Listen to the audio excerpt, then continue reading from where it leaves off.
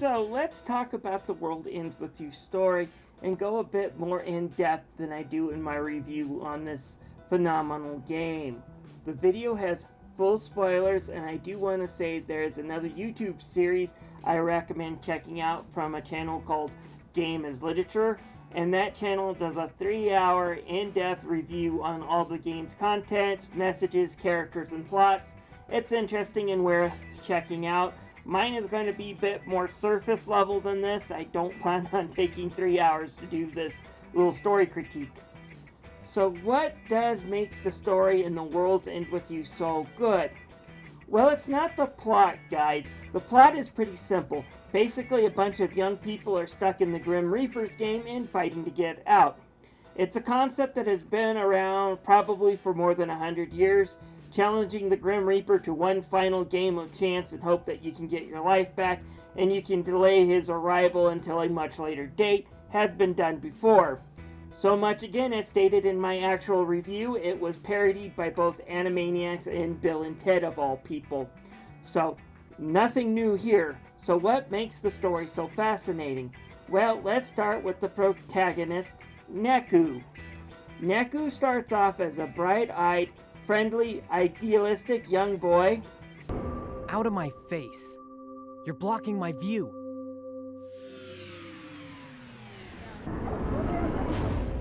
Just go the hell away. Never mind, strike what I just said. I meant to say completely arrogant, selfish, narcissistic douchebag whose literal divine punishment comes when he wakes up one day in the middle of the street without much memories, a mysterious text telling him to accomplish a mission before time runs out or face erasure, and no one else on the street is noticing him or his predicament. And yes, it should only take a few minutes for the average person to say he's dead and a ghost, and he is now fighting against the Grim Reaper in some sort of game to get his life back. And the answer to that is yes, but the game doesn't let us into that fact until about day 5, which is about 2 to 3 hours into the game. The first 5 days of the game, where he spends it with a girl named Shiki, is very much like the first chapter of A Christmas Carol. Much like Scrooge, we see Neku act like a complete ass and say and think things that really show that this kid's got some huge issues. Things like he wants to be left alone so much he prefers being in the Reaper's game over actually getting a second chance to come back to life, because if he did, he'd have to deal with people once more.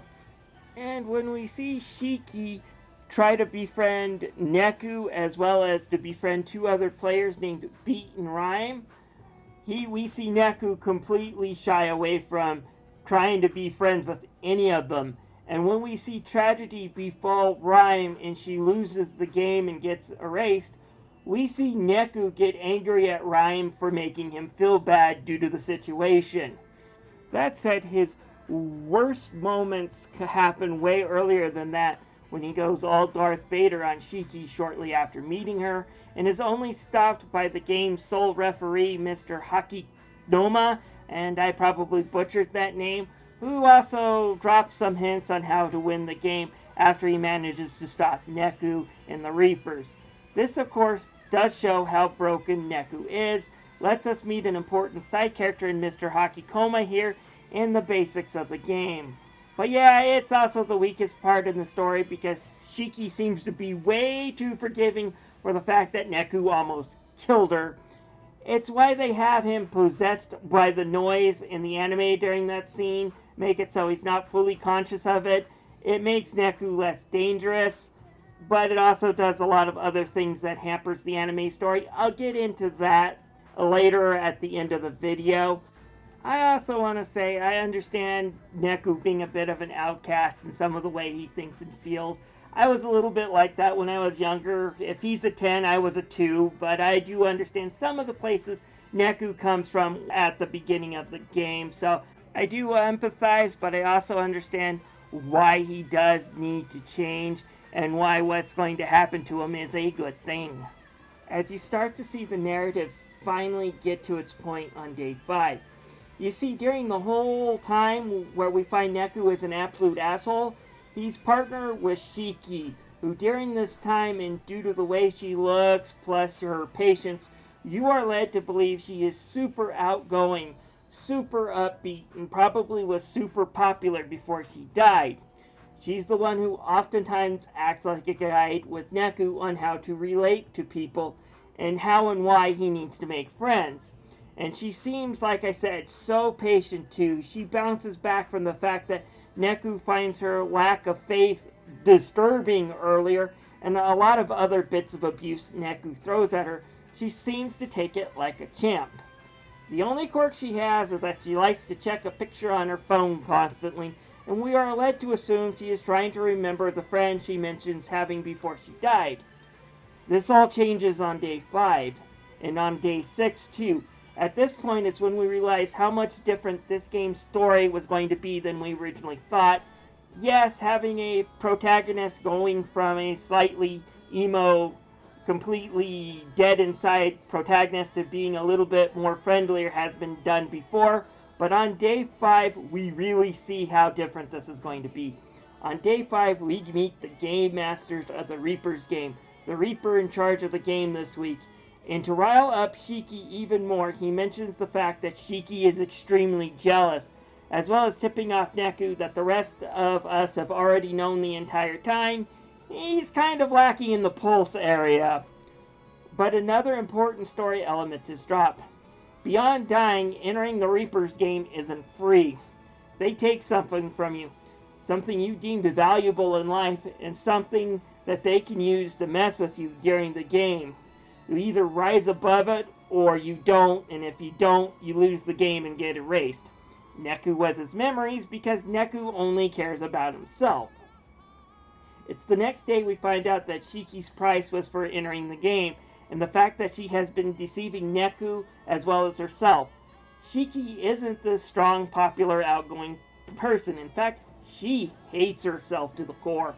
So much the Reapers changed her appearance in the game. In a sick kind of way, they granted her wish of being someone else. And now, realizing she's never going to be that person and having to put up with Neku's abuses, she gives up. It's when the roles are reversed that we see Neku can become a good person. When he realizes she is just as lost, confused, and scared as he is, he opens up and helps her out a lot, confronting her feelings towards a friend she had a falling out with shortly before she died. Her being the first person he opens up to makes their relationship important to him, and they win the game as friends. But we still see Shiki has some issues and doubts with herself. Neku may have helped her with her issues, and she may now be a much stronger person, but she's not cured.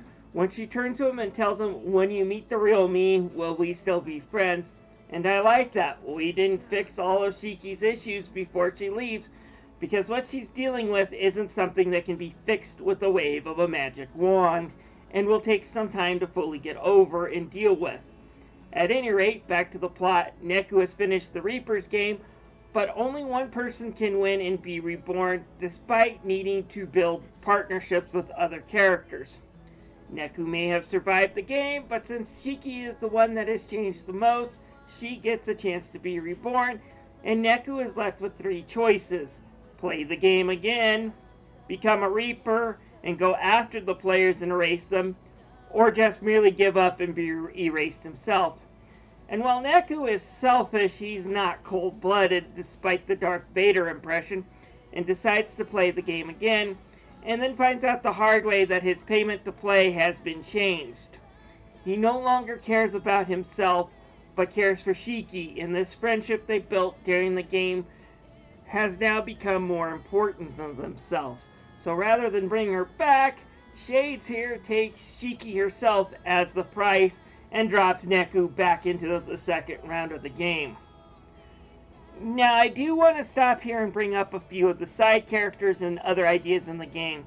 First off, there isn't a single mustache-twirling, evil-doing bad guy. Oh, don't get me wrong, there are characters in the game that are doing evil things and deserve the whooping that Neku eventually gives them. Shades here being numero uno in that category, but I'll get to him later. But all the characters do what they think is right for themselves and the world from their viewpoint, and everyone Neku trusts also betrays him in some form or another. Shiki broke Neku's trust by trying to deceive him on who she really was. They almost lost the game because of it. Another character, Pete, who was Rhyme's partner, joins the Reapers. Why? Because he's trying to figure out a way to help Rhyme, even though she lost the game. And the person who betrays Neku the most is probably the one who wants him to win and succeed at the Reapers game the most and learn its lessons. But again, I'll get to this character later. Mr. Hakinoma, who's the game's referee and the one who was able to stop Neku's Vader performance, and the one who ultimately gives Neku the final piece of advice that he needs to change his life. He's also someone named Cat that Neku really looks up to. He also betrays him. Again, trying to say something he finds important. So while they are certainly bad guys and bad people, there isn't anyone evil out to take over the world. Yeah, they kind of set this guy up here as kind of being that guy, but he gets quickly crushed on the way to the actual final boss and was never a threat at all. And as for your standard Reapers, we find out that the first week what they are. Basically, it's their job to set up challenges and create noise to attack the players. If they don't do their job, they will get fired, and that comes with more than a pink slip if you get my drift. And we find out they are all players who survived the game but didn't do well enough for a rebirth, so they were given the 3 choices and chose to become Reapers. And it's important to remember, Neku is a super powerful player. For most players, just surviving 1 week is a miracle. Doing it 2 times is a likely death sentence. And the only other option is erasure. Becoming one of the Reapers sounds like a way to extend your life a little bit longer considering the situation. So yeah, these guys may be villains, but it's their job, and those who want to survive take their jobs really seriously. Anyways, the second week we are introduced to Joshua, and yeah, he's probably the hardest character to figure out in the game, and the one that vexes Neku the most. Neku is just starting to change and open up to some people, and while Shiki was kind and patient, Joshua is cocky and arrogant. He kind of represents some of Neku's old way of thinking.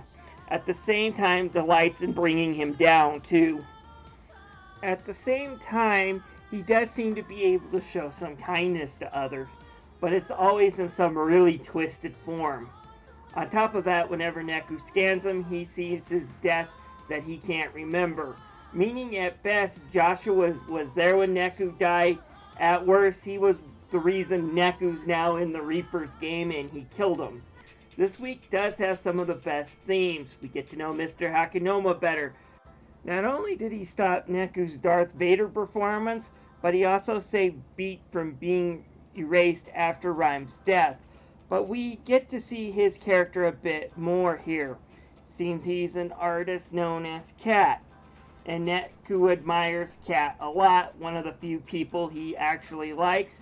And Cat's theme is, well, the world ends with you, so live with no limits. Which Neku has mistaken to mean that live only for yourself and that other people will only get in your way. Hakinoma tells him he got the message wrong. The world ends with you and live with no limits means that your boundaries ends where you stop. Want to expand them, then you're going to have to get to know people and their ideals, clash with them if you want to grow your boundaries. We also have this whole arc that's about ramen, which is a commentary on art and self-expression and selling out. Basically, a person we met in the first week who was basically a try-hard geek beginner salesman now thinks he's got things figured out, and it's basically, you don't have to be good, you just have to be popular to succeed, and is trying to run out an old-fashioned ramen shop just to have his more glitzy one succeed. In the end, the celebrity he's trying to use to promote his restaurant find out he likes the old-fashioned one better, and in the end, the glitzy one fails on the first day. There's a lot of commentary on what's popular, doing something only because it's popular, not because you understand it or you enjoy it. And it's a really good arc. It's not in the anime series. I don't blame them for cutting it out. I don't think it would have been a good fit with the basically the anime's pacing. Anyways, we also get to know the game master for the second week. This one is probably the closest we have to a main villain as far as the game goes. He likes to do complex math puzzles, which is a good thing for Neku that Joshua is his partner, because Joshua's good at math and can solve these easily, but he's arrogant and his art and style are only there to suit himself, as they basically consist of giant garbage heaps. And of course, during the second week, we also have to deal with a few mock boss fights with Beat. They're basically survive for a minute and Beat backs off. Yeah, going back to choosing between being a Reaper might seem to be the easy path at first, but once you're stuck in a position of offing other players, especially if they're your friends, it becomes difficult, and the more we learn about Beat in week 3, the more we find out he was never cut out for the job. Anyways, at the end of the week, you fight the Game Master, who has broken plenty of rules, including new powered-up noises that attack both Reapers and players, and that can only be destroyed using synced attacks. We also found out that Joshua has been playing the game live, which is a major no-no, and if you really think about it, it's super disturbing. The game is an evaluation of the dead. The people who are in it don't want to be in it, and we have this kid treating like it's a super fun holiday, even though it's got literal life and death stakes.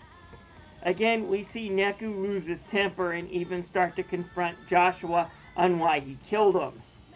But at the same time, he has to be careful because you have to trust your partner. If you don't trust your partner, you're going to end up dead. We also learn that the reason Joshua is there relates to Joshua's main goal. Find and confront the composer, basically the god of Shibuya, if you would like to call him that.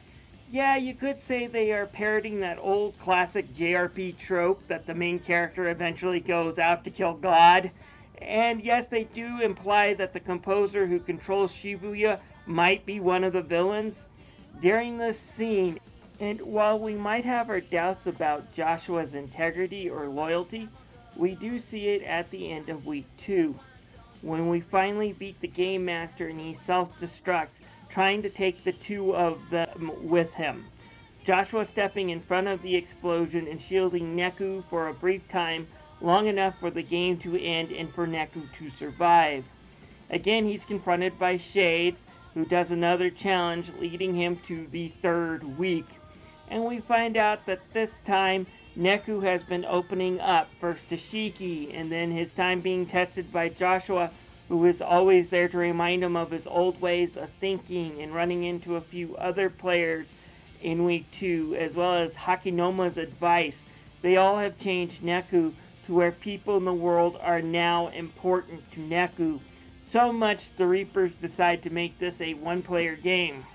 Only problem is that in order to fight and succeed, you need a partner.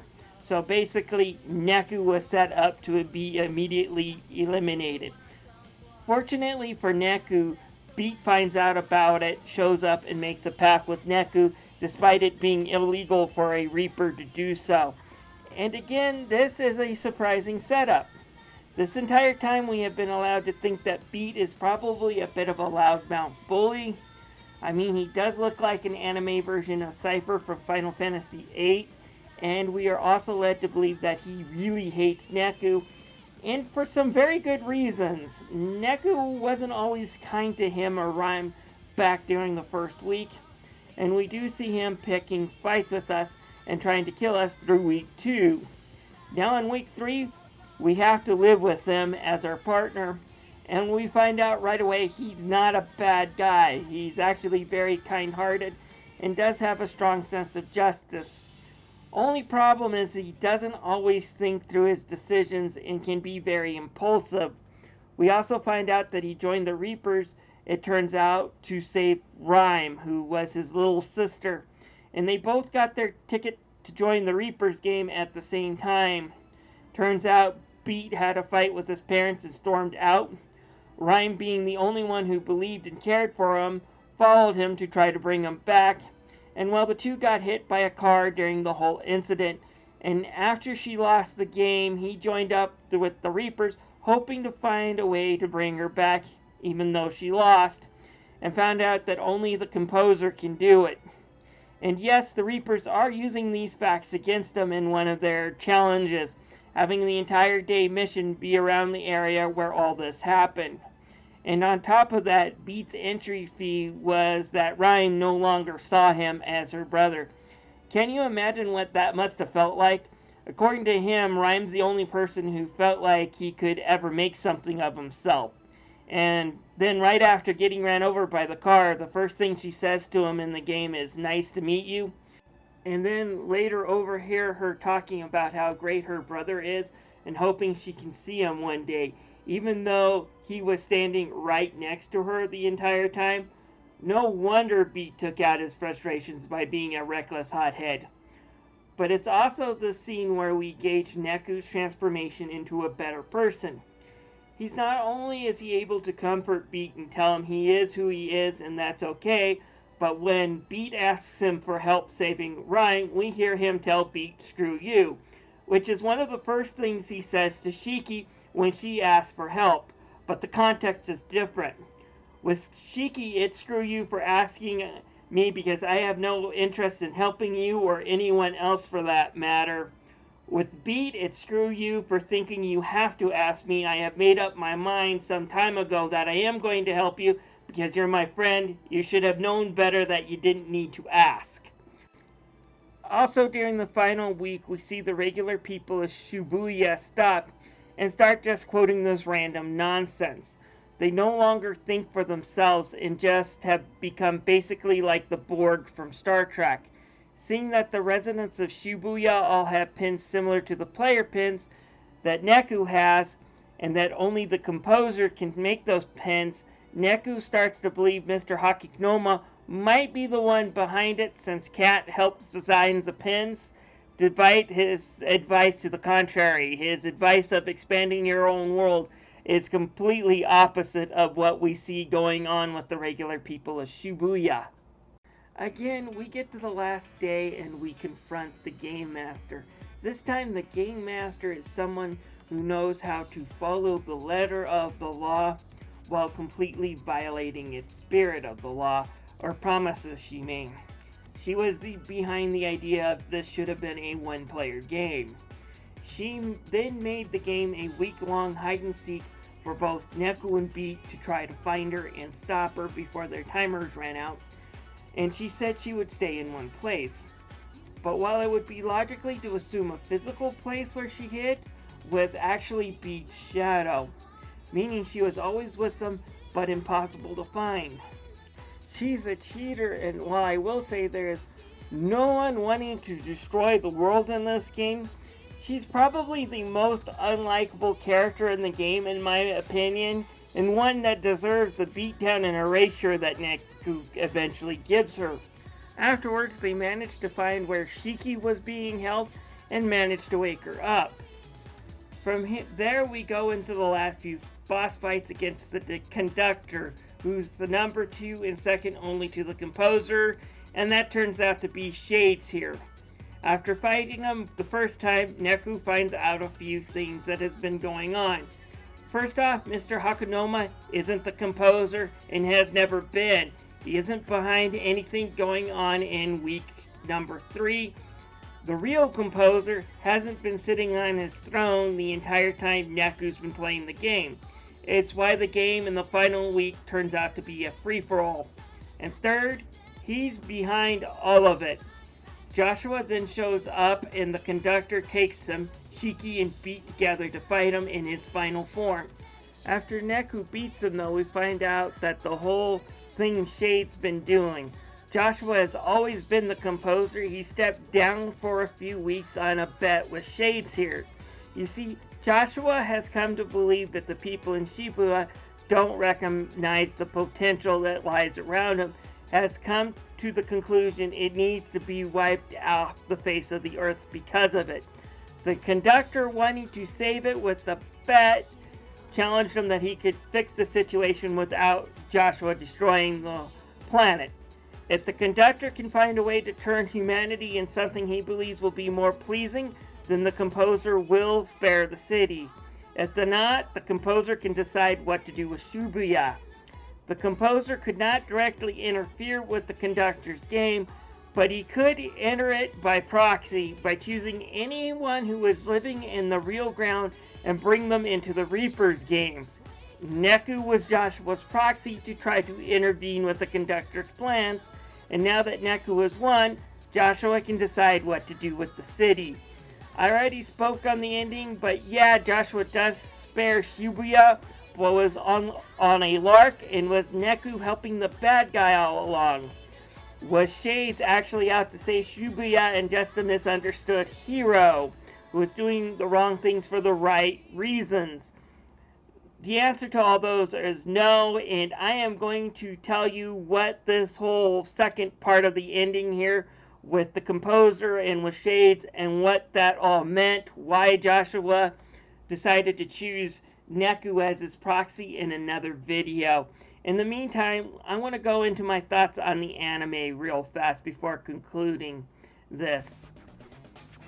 Anyways, my thoughts on the anime as the time of this recording, it's about 9 or so episodes in. We're about halfway through the third week with Neku parting up with his final partner Beat here. And my thoughts on the anime is that it's okay. It's not bad. It is faithful to the plot. Some of the changes do help the plot go smoother, but that might be a bit of the problem. You see, the world's end with you isn't about the plot. The plot is simple. Neku trying to escape the Reaper's game and just survive and make allies along the way. But by focusing on the plot, it skips the most important part of the game. The Christmas Carol type theme of the game. For example, if you cut out the first chapter of the Christmas Carol, where you see Scrooge is abusive to his employees, acts like a complete dick to his own surviving relative who just wants a relationship with them, and basically tells a bunch of people collecting for charity that he wants the poor people to die so they can decrease the surplus population of the earth, then you don't get why the spirits want to transform him and why it's so important that this work needs to be done. In fact, you almost feel sorry for the guy because he had such a hard life. But due to the first chapter, you do know that Scrooge is fully deserving of this outcome and of these spirits' visits and needs to learn from them and learn what they're trying to teach pronto, unless he wants to end up like Jacob Marley. Now back to the game. Remember the game's opening line for Neku was this? Out of my face. You're blocking my view.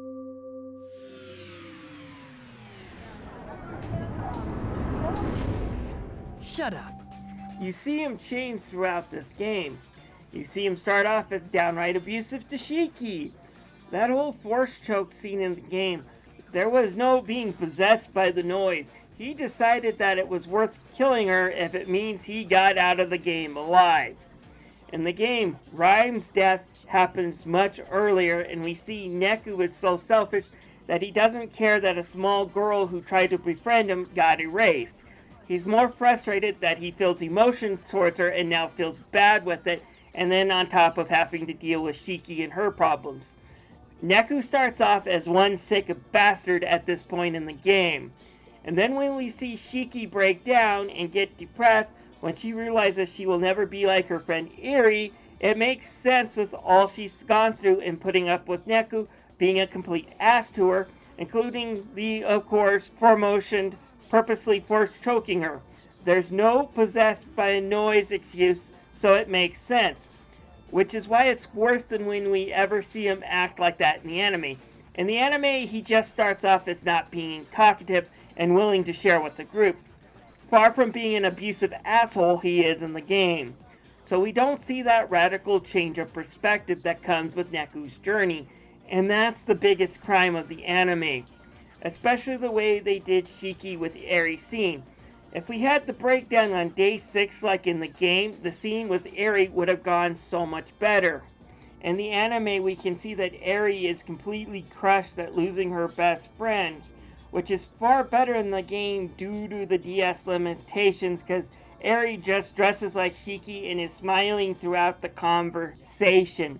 But because in the anime it's done before Rhyme's death, before Neku had a chance to be an absolute jerk to her, before that trauma and the whole encountering of the Game Master to reveal Shiki's inner demons, We don't get any of that, so it lacks the punch of what the scene delivered in the DS, despite being done a whole lot better.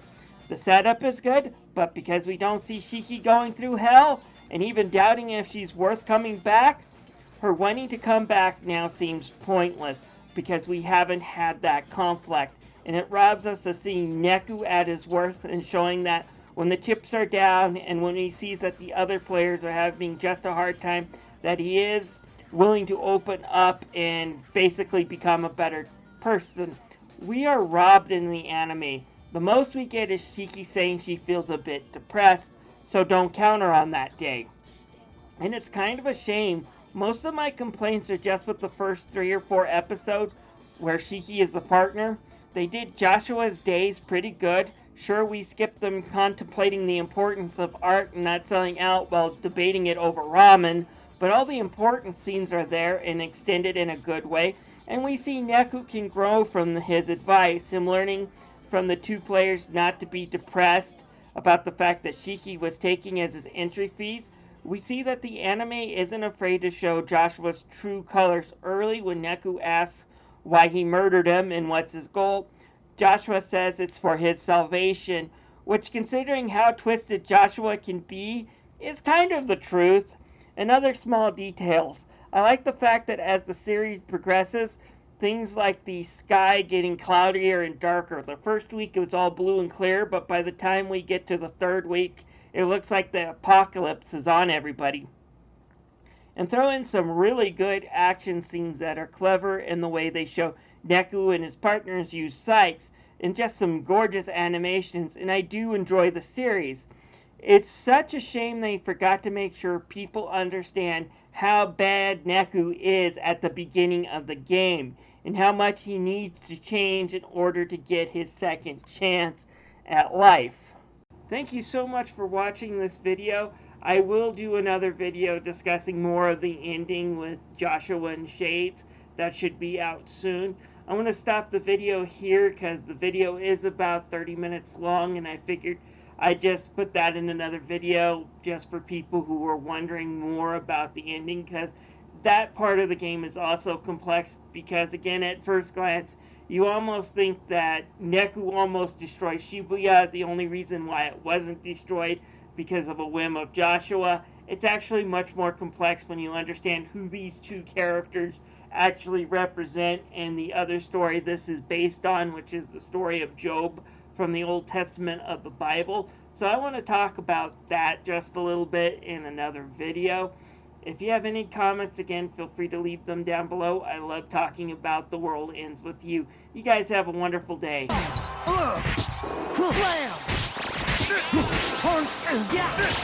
Get out! Lame! Slam! Take this! Have some more!